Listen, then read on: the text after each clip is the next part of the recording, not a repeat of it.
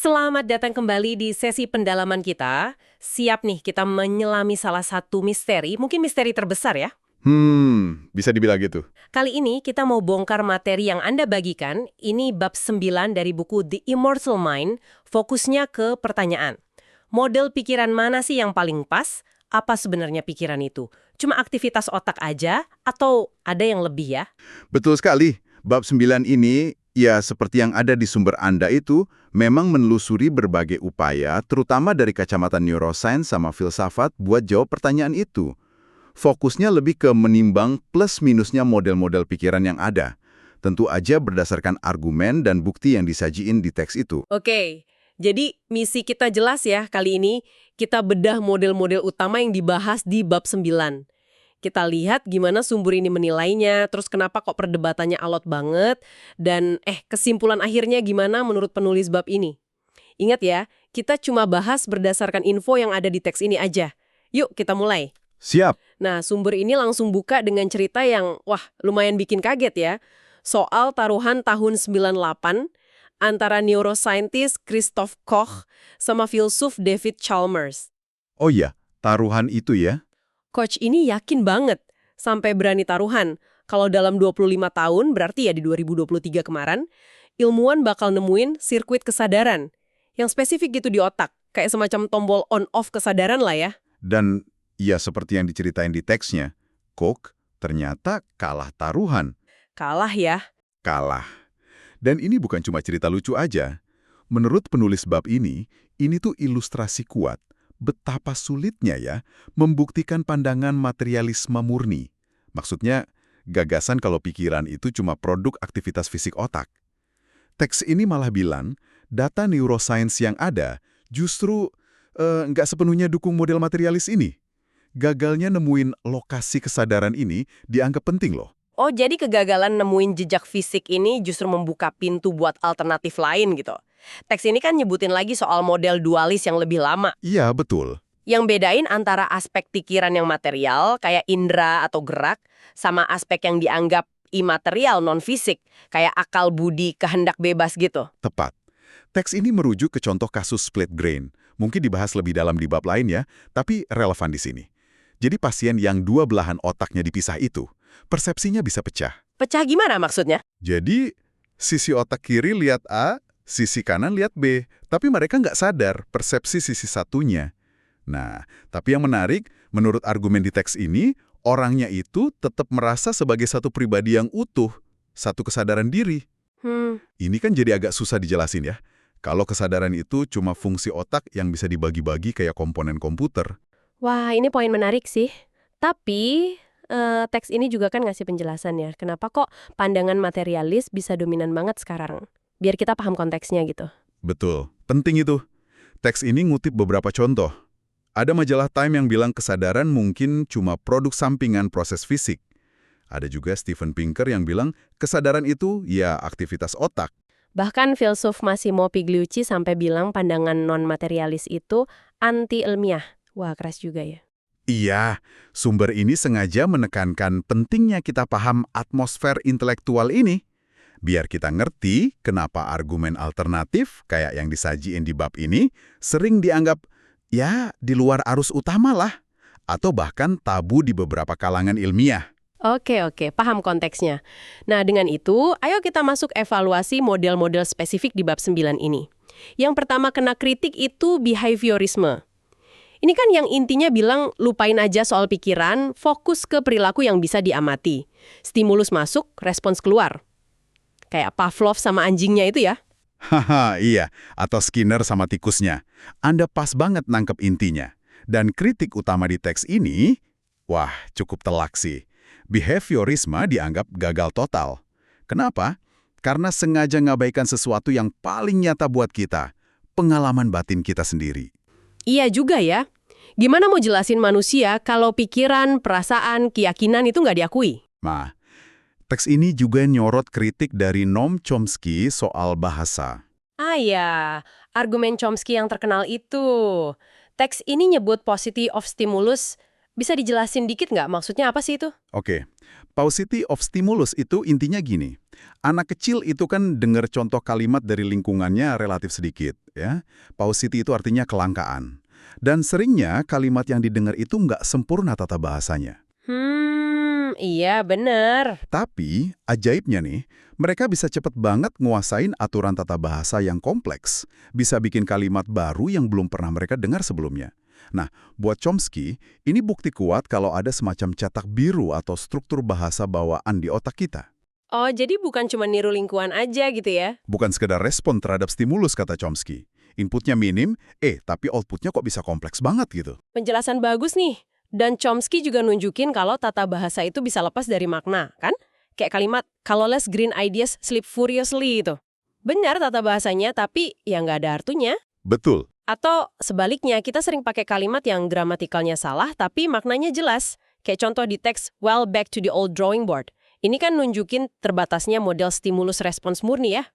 Tepat sekali. Jadi, kesimpulan teks ini soal behaviorisme, ya nggak memadai lah. Gagal jelasin fenomena penting bahasa dan pengalaman subjektif.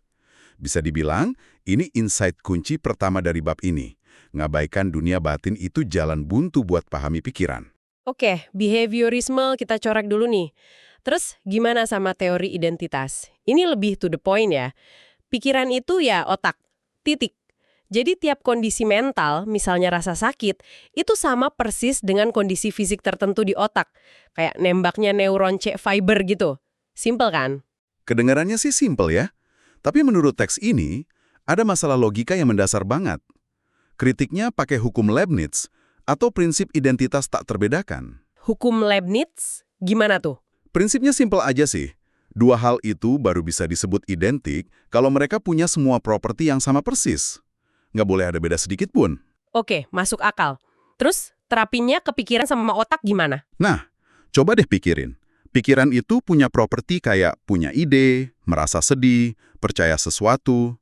Otak punya properti kayak beratnya sekian gram, letaknya di tengkorak, terdiri dari neuron, warnanya keabu-abuan. Jelas beda banget ya propertinya. Iya kan? Anda nggak bisa bilang, ide saya beratnya 5 gram, atau neuron saya lagi sedih. Nah, karena propertinya aja udah beda, menurut argumen ini, ya pikiran sama otak gak mungkin identik dong. Teks ini malah bilang teori identitas itu sepenuhnya salah, gitu kasarnya. Wah, jadi ini insight kunci kedua nih. Teori identitas gugur karena logika dasar. Sifatnya beda, ya barangnya beda. Pikiran punya makna, otak punya materi. Nggak sama, kata sumber ini. Kurang lebih begitu kesimpulan keras yang ditarik di teks ini. Oke, ini bawa kita ke model yang lebih canggih nih, dan populer banget di era digital. Fungsionalisme. Analoginya kan pikiran itu software, otak itu hardware. Jadi yang penting bukan bahannya apa, daging atau silikon, tapi fungsinya gimana, cara proses informasinya gimana. Input, algoritma, output. Tokonya disebut Jerry Folder. Ini kedengarannya jauh lebih masuk akal nggak sih? Emang kedengeran lebih modern, lebih fleksibel. Fungsionalisme kan ngatasin masalah teori identitas tuh. Dia nggak nyamain pikiran sama zat otak, tapi sama fungsi atau proses komputasi yang bisa jalan di platform hardware mana aja. Nah, itu dia. Tapi, teks ini juga ngasih kritik tajam buat fungsionalisme. Argumen utamanya, komputasi alias manipulasi simbol berdasarkan aturan itu nggak sama dengan pemahaman atau kesadaran. Oh, ini ngingetin saya sama argumen ruang Cina, Chinese Room dari John Searle, yang juga dikutip di teks. Bisa dijelasin lagi nggak intinya gimana? Bisa. Bayangin deh, Anda anggap aja nggak bisa bahasa Cina. Dikurung di ruangan, terus Anda terima kertas tulisan simbol Cina lewat satu lubang. Itu inputnya. Di dalam, Anda punya buku aturan super tebal, tapi dalam bahasa Indonesia. Isinya instruksi, kalau kamu lihat simbol X, keluarin simbol Y. Oke. Anda ikutin aja aturan itu, terus keluarin kertas dengan simbol Cina yang sesuai lewat lubang lain. Itu outputnya. Nah, orang di luar ruangan yang bisa bahasa Cina bakal ngira Anda ngerti bahasa Cina dong. Kan jawaban Anda benar terus. Padahal Anda sama sekali nggak ngerti artinya, Anda cuma manipulasi simbol berdasarkan aturan atau algoritma. Nah, Searle pakai ini buat bilang kalau komputer, secanggih apapun, ya cuma gitu doang. Cuma manipulasi simbol kayak Anda di ruangan tadi. Komputer nggak benar-benar paham. Oke. Jadi komputasi itu belum tentu pemahaman ya. Analogi software-hardware ada batasnya. Teks juga nyebut konsep intensionalitas dari Franz Brentano. Apalagi tuh? Intensionalitas, atau gampangnya keterarahan, aboutness, itu ciri khas pikiran manusia, kata Brentano. Pikiran kita itu selalu tentang sesuatu. Anda mikir tentang makan siang, Anda berharap supaya hujan reda, Anda percaya bahwa bumi itu bulat. Selalu ada objek atau isinya. Iya juga. Nah, argumennya, kondisi fisik murni atau proses komputasi itu nggak punya keterarahan intrinsik kayak gitu. Kalkulator yang nampilin angka 7 itu nggak lagi mikirin atau terarah pada konsep 7. Dia cuma proses sinyal listrik aja. Menurut teks ini beda fundamental lagi antara pikiran sama mesin komputasi. Menarik ya. Jadi, fungsionalisme yang kedengarannya canggih pun masih ada celahnya menurut sumber ini. Teksnya bahkan nyebut kalau Hilary Putnam, salah satu penggagas awal fungsionalisme, belakangan narik dukungannya dari teori ini. Wow. Iya, itu nunjukin betapa dalamnya masalahnya yang dihadapi model-model ini. Jadi, insight kunci ketiga dari bab ini, komputasi mungkin bisa niru perilaku cerdas, tapi belum tentu sama dengan pemahaman atau kesadaran yang punya keterarahan. Gitu kata argumen di teks. Kalau model-model tadi dianggap kurang memuaskan nih sama penulis bab 9 ini, terus apa dong? Teks ini kemudian bahas tren yang lebih baru dan wah, ini cukup ekstrem, materialisme eliminatif. Ini gagasan kalau konsep mental kita sehari-hari kayak keyakinan, keinginan, bahkan pikiran itu sendiri sebenarnya keliru dan gak nyata. Tokohnya Patricia sama Paul Churchland. Ini beneran radikal sih. Radikal banget. Pandangan mereka ya seperti dijelasin di teks, itu bilang kalau bahasa mental kita sehari-hari, saya percaya X, saya ingin Y, itu bagian dari psikologi rakyat atau folk psychology, semacam teori kuno yang salah kaprah soal cara kerja pikiran. Kayak teori phlogiston buat api gitu ya, yang ternyata salah. Persis. Mereka bilang, nanti kalau neuroscience sudah mateng, semua istilah mentalistik ini bakal diganti sama penjelasan murni soal aktivitas neuron, neurotransmitter, sirkuit otak. Bahkan, mereka berspekulasi kalau nilai itu mungkin bisa direduksi jadi kimia otak aja, kayak peptida oksitosin. Teks juga nyebut beberapa pemikir lain yang menyuarakan keraguan serupa soal realitas kesadaran atau diri. Jadi, pandangan ini intinya bilang perasaan cinta saya, keyakinan saya pada sains, atau bahkan kesadaran saya ngobrol sekarang ini, itu semua cuma konsep usang yang bakal dihapus sama sains masa depan. Tapi kan teks ini nunjukin ada masalah gede banget sama gagasan ini. Metafora ular makan ekornya sendiri itu. Tepat sekali. Ini kritik paling mendasar yang diajuin teks ke materialisme eliminatif. Dia itu nyangkal dirinya sendiri, self-refuting. Gimana tuh logikanya? Gini deh. Untuk bisa meyakini kalau materialisme eliminatif itu benar, orang kan harus punya keyakinan. Untuk bisa paham dan terima argumennya, orang harus pakai akal budi. Tapi teori ini justru bilang kalau keyakinan dan akal budi sebagai bagian psikologi rakyat itu nggak nyata atau keliru. Loh, jadi argumen buat dukung teorinya malah pakai konsep yang mau dihapus sama teorinya itu sendiri. Kayak gergaji dahan yang lagi didudukin dong. Persis. Kalau teori ini benar, ya nggak ada yang bisa benar-benar percaya teori ini benar. Kan percaya itu sendiri dianggap ilusi. Ini kan ngerusak fondasi rasionalitas, sains, filsafat itu sendiri. Teks juga nolak pandangan lain yang bilang kesadaran kita cuma inferensi atau kesimpulan nggak langsung. Penulis bab 9 ini ngotot, kesadaran kita itu data primer, sesuatu yang kita alami langsung dan nggak bisa dibantah. Bahkan buat ngalamin ilusi aja, kita harus sadar dulu kan? Iya bener juga. Ngomong tidak ada keyakinan, itu sendiri kan sebuah proposisi yang harus diyakini. Jadi, kesimpulan teks ini, materialisme eliminatif ini secara logika nggak koheren. Nonsens, kata mereka. Wah, ini insight kunci keempat yang penting banget nih. Nyoba ngehapus kesadaran demi nyelamatin materialisme, malah kejebak kontradiksi logis, gitu ya kata argumen di bab 9 ini. Iya, argumen utamanya itu. Pengalaman sadar kita itu data paling dasar yang nggak bisa ditawar. Kalau ada teori yang nabrak data paling fundamental ini, ya teorinya yang bermasalah, bukan datanya. Oke, nah setelah ngebongkar berbagai model materialis dan nemuin kelemahannya masing-masing menurut sumber ini, bab 9 ini masuk ke dilema kesadaran itu sendiri ya.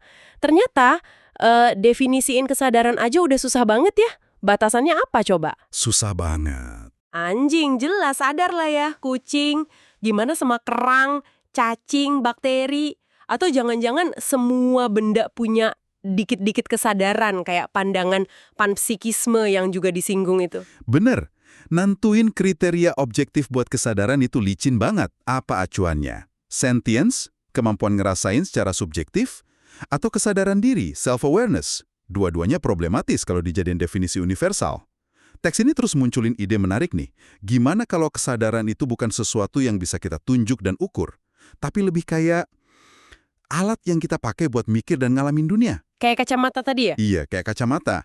Kita ngelihat lewat kacamata itu, bukan ngelihat kacamata itu sendiri, kecuali pas kita lepas. Mungkin kesadaran itu kayak lensa pikiran kita. Analogi menarik. Dan terkait kesulitan ini, teksnya juga nyentuh kontroversi baru soal teori informasi terintegrasi IIT yang didukung sama Christoph Koch tadi, yang kalah taruhan itu. Kenapa teori ini sampai disebut pseudoscience sama beberapa koleganya menurut sumber kita? Sumber ini nyebutin beberapa alasan sih yang dikutip dari kritik itu. Pertama, IIT dianggap punya implikasi yang ngarah ke panpsychism, kesadaran sebagai properti dasar materi, yang mana itu masih spekulatif banget dan susah diuji. Oke, terus? Kedua, nah ini mungkin yang lebih sensitif ya secara etis dan politis. Teori ini ngebuka kemungkinan kalau sistem yang punya tingkat integrasi informasi tinggi secara teori bisa aja termasuk janin manusia di tahap tertentu, atau bahkan AI canggih di masa depan bisa dianggap punya tingkat kesadaran. Wah, implikasinya jauh ya. Batas antara sains murni, interpretasi filosofis, dan isu etis dalam studi kesadaran. Kritik ini intinya nyorot tantangan bukti empiris IIT dan kekhawatiran soal klaimnya yang luas itu. Jadi emang kompleks banget ya, nyangkut sains, filsafat, sampai etika. Oke, setelah perjalanan panjang ngeritik berbagai model ini, apa dong kesimpulan utama yang ditarik bab 9 ini, menurut argumen di teksnya? Kesimpulan sentralnya, lumayan berani sih. Teks ini bilang gini, kegagalan berulang kali model-model materialis buat ngasih penjelasan kesadaran yang memuaskan, atau buat nemuin lokasinya fisiknya di otak, itu sebaiknya jangan cuma dilihat sebagai kegagalan sementara sains. Terus dilihat sebagai apa? Sebaliknya, kata teks ini harus dianggap sebagai temuan ilmiah penting. Sebuah temuan negatif, tapi signifikan. Temuan yang mengarah kemana nih? Menurut penulis bab ini, temuan ini tuh indikasi kuat kalau pikiran atau jiwa manusia tuh punya aspek yang imaterial, non-fisik. Sesuatu yang nggak bisa direduksi sepenuhnya jadi proses kimia listrik di otak dan nggak bertempat secara fisik di dalam tengkorak kita. Ini klaim utama yang dibangun sepanjang bab ini. Wah, jadi kita udah menjelajahi berbagai upaya keras ya buat nangkep hakikat pikiran seperti yang disajiin dan dikritik di bab 9 sumber kita ini. Mulai dari yang cuma lihat perilaku, nyamain pikiran sama otak, ngelihatnya kayak software, sampai gagasan ekstrim kalau pikiran itu ilusi. Iya, macam-macam banget pendekatannya. Dan menurut teks ini, tiap pendekatan materialis tadi itu ya kesandung masalah fundamental. Tepat. Dan teks ini ujung-ujungnya bilang, mungkin aja nih, ketiadaan penjelasan fisik murni buat kesadaran itu bukan tanda gagalnya sains, tapi justru sebuah penemuan. Penemuan penting yang nunjuk realitas lain dari pikiran kita. Sebuah aspek non-material atau imaterial. Ini tentu aja langsung bikin kita mikir pertanyaan lanjutan yang mendasar banget ya. Sekaligus jadi pemikiran penutup nih buat Anda renungkan dari sesi kita kali ini. Teks ini sendiri nutup bab 9 dengan ngarahin kita ke pertanyaan berikutnya. Pertanyaan apa tuh? Kalau jiwa manusia emang punya aspek imaterial yang unik, kayak yang diargumenkan di sini, gimana caranya dia bisa berevolusi dari nenek moyang hewan yang pikirannya diasumsikan sepenuhnya material? Gimana lompatan ke imaterialitas ini bisa terjadi dalam kerangka evolusi? Nah, itu dia teka-teki besarnya. Ini jadi teka-teki besar kan kalau kita ikuti alur argumen di sumber ini. Apa implikasinya buat pemahaman kita soal asal-usul dan keunikan manusia? Coba direnungkan ya. Pertanyaan yang dalam memang. Oke deh, terima kasih sudah menyimak penjelajahan kita kali ini. Semoga ngasih perspektif baru ya, berdasarkan materi yang tadi kita bahas bareng. Sampai jumpa di sesi berikutnya.